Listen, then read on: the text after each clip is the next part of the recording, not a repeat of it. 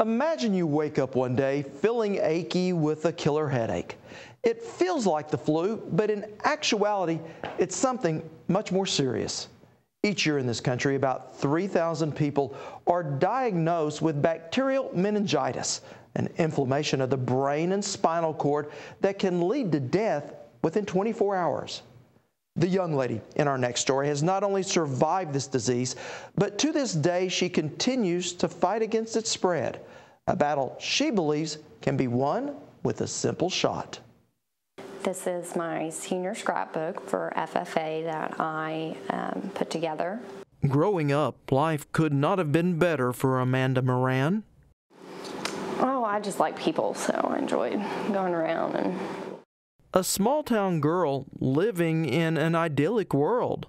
We went to South Padre every year for cheerleading camp.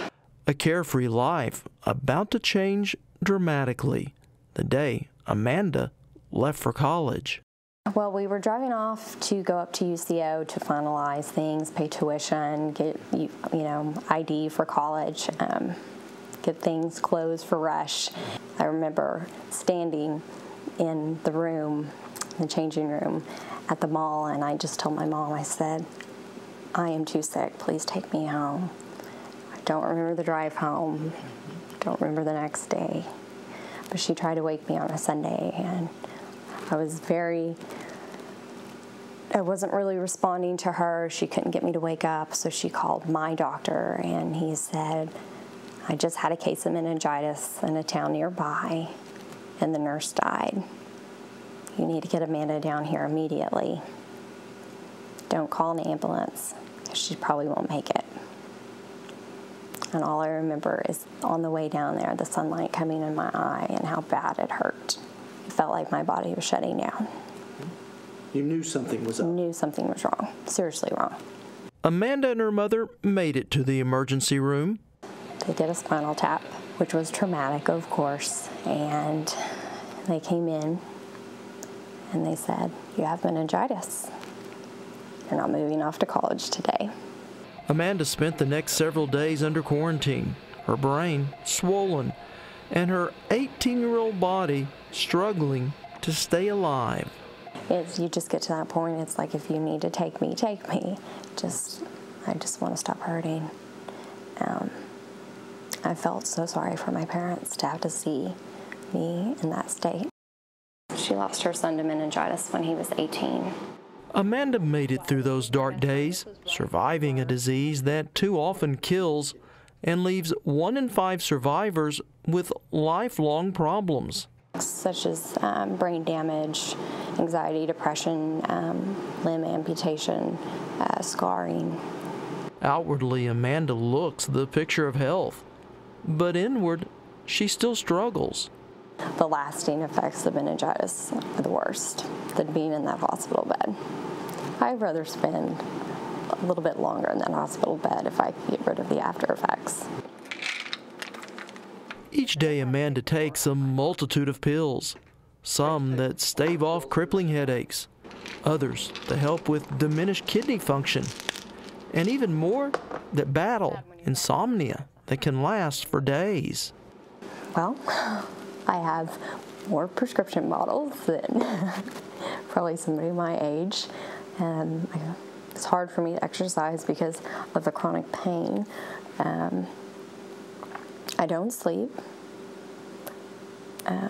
because of the insomnia from the meningitis.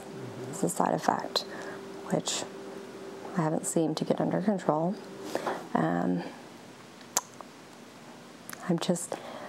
I feel like I'm trapped in an old person's body. I watch TV and I read books and I stay at home because I didn't experience college life.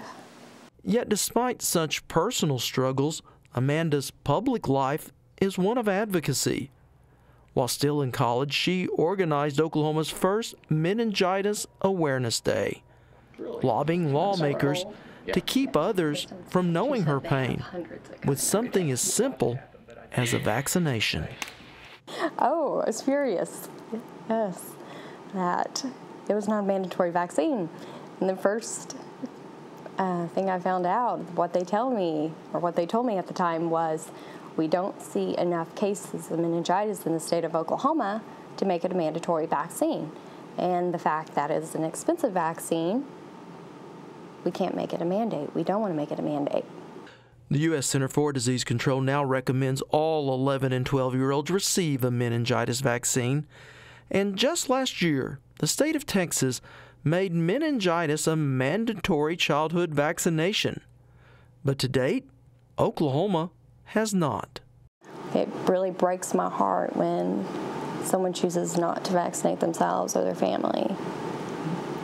It really does, because they don't only put themselves in danger, they put other individuals in danger. Is it an expensive vaccine?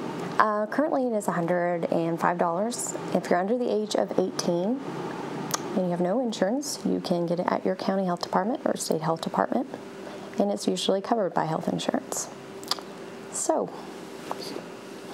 why not? Why not? Amanda has enlisted the help of State Representative Joe Dorman to make meningitis a mandatory vaccine here in the state. Every time we've brought this up, people have brought up the fact, one, that it would cost too much, and two, some people are simply afraid of the immunizations. They worry that we're giving too many immunizations to the students, and that's where we need to have a greater education, greater knowledge of the impact and what happens if you don't get the immunizations. So where the mandates may not work right now, you believe education will? Education works with everything. Yes, absolutely. I think it will work. And awareness about the issue. And that's where Meningitis Day steps in every year. And I'll do that till I can't do it anymore. Till they get sick of me and run me off the Capitol steps. Well, the big pharmaceutical company GlaxoSmithKline will come out with a second meningitis vaccine this next spring that should lower the cost of this immunization. Now, in the meantime, Amanda has turned the lessons she's learned at the legislature into a career, working as an advocate for early childhood education at our state capitol.